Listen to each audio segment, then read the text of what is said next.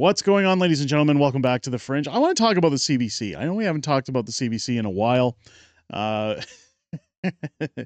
Hang in with me here because I got some bones to pick when it comes to what's being discussed here.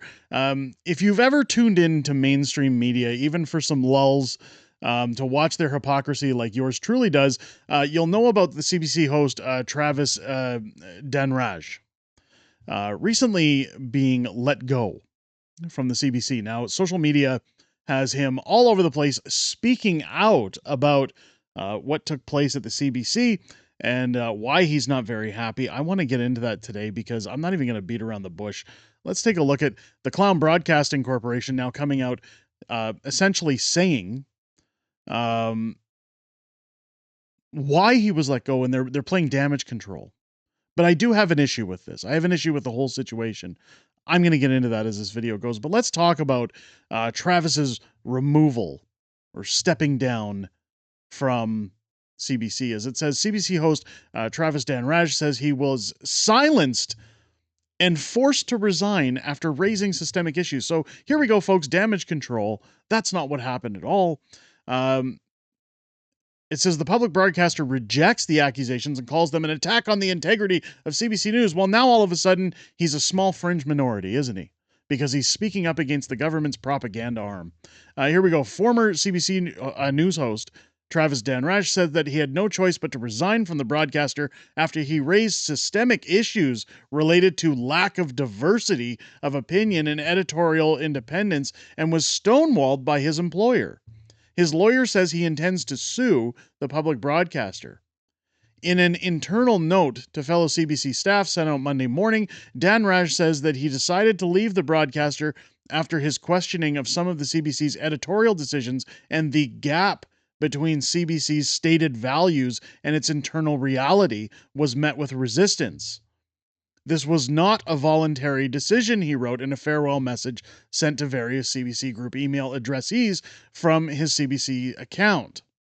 When I pushed for honest conversations about systemic issues and editorial imbalance, I was shut out, sidelined, silenced, and ultimately erased.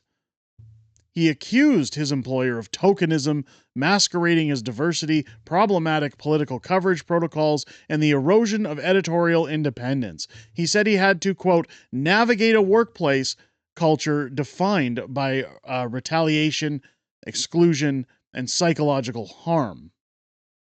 Sounds about right for CBC.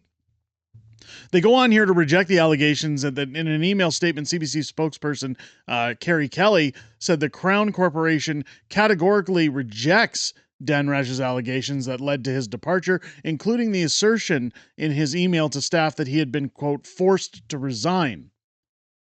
I mean, it's saying at one point he resigned himself, then he was forced.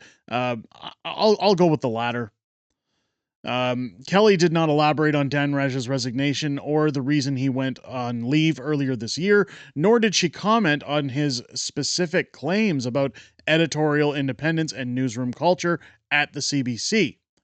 She said the broadcaster is limited in what they can say because of privacy and confidentiality considerations. And there are laws to these things, but I mean, come on.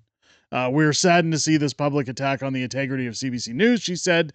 Dhanraj also posted a Google form on the social media site X earlier Monday in which he asked people to leave their contact information so he could keep them informed about the case. So this is something I wanted to touch on, and as soon as we get through this article again, I'll be discussing my thoughts because, boy, I've got a mouthful for this one. This is when the time is right. I'll pull the curtain back, he wrote on the forum. I'll share everything. I'll tell you what's really happening inside the walls of your CBC. Sounds like damage control for a future is what I think. The post was later removed. When CBC News reached out to Dhanraj's Toronto-based lawyer, Catherine Marshall, to ask if he intends to sue the broadcaster, she responded with one word. The answer was yes. She earlier told the Toronto Star that Dhanraj also plans to file a complaint within the Canadian Human Rights Commission. She also told the Canadian Press that as a host of Canada Tonight, Dhanraj had wanted to feature diverse political views. I hate that word so much.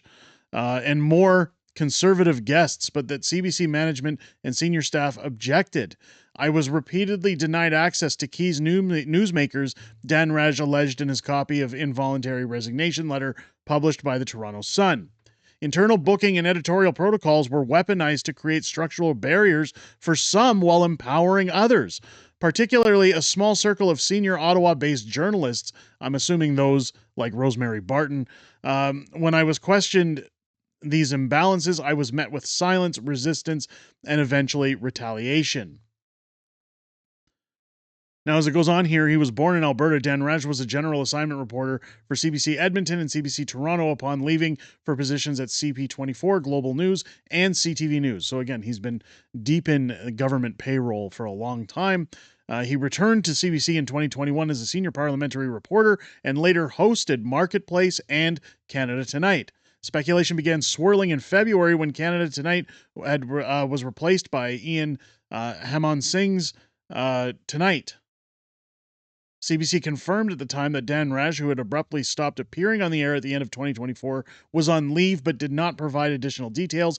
Dhanraj's lawyer said he had been compelled to step away for a time because of, quote, ongoing systemic issues at the broadcaster.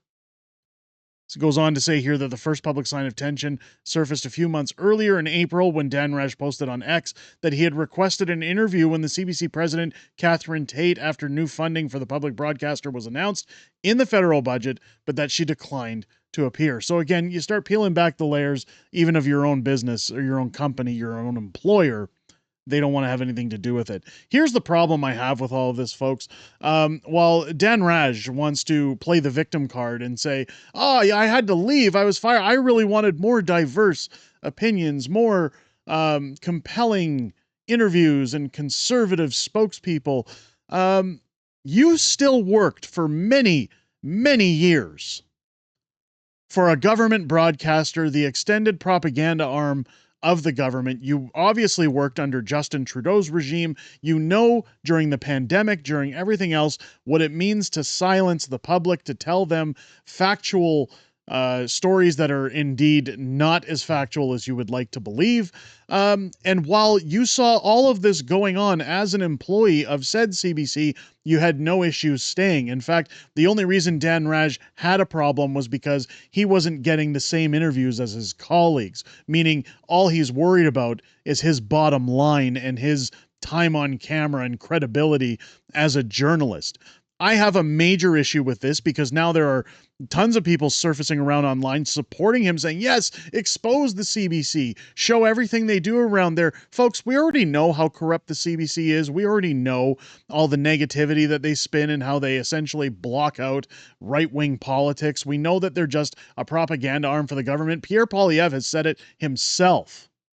So why are we welcoming in a reporter that says, well, now that it affects my bottom line, now I want to expose them. Now I want to show just how poorly I was treated and how terrible of a corporation they are. You worked for them for a considerable amount of time. And when money talks, bullshit walks. That's the way I see it, folks. Let me know what you think down below in the comments. Should people be welcoming in Travis Dhanraj to hear what he has to say about the CBC? Or should we be telling him, you kind of get what you deserve. You worked for the government propaganda arm.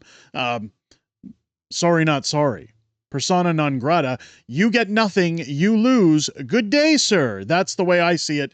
Again, let me know your thoughts down below in the comments. If it's your first time here, I hope this video's earned your subscription. Make sure as you hit that button, you click your bell for notifications. Join me live here on the channel each and every Friday night for Friday Night Fringe, our weekly live streaming show, where I'm joined by the beautiful Mrs. Fringe as we talk about everything that happened this week in politics, everything we know coming up in the week ahead, as well as your Q&A outside of making these videos to the greatest YouTube community on the platform, hands down.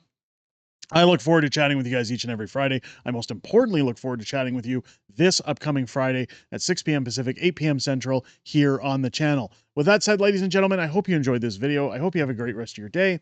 I'll catch you on the next one.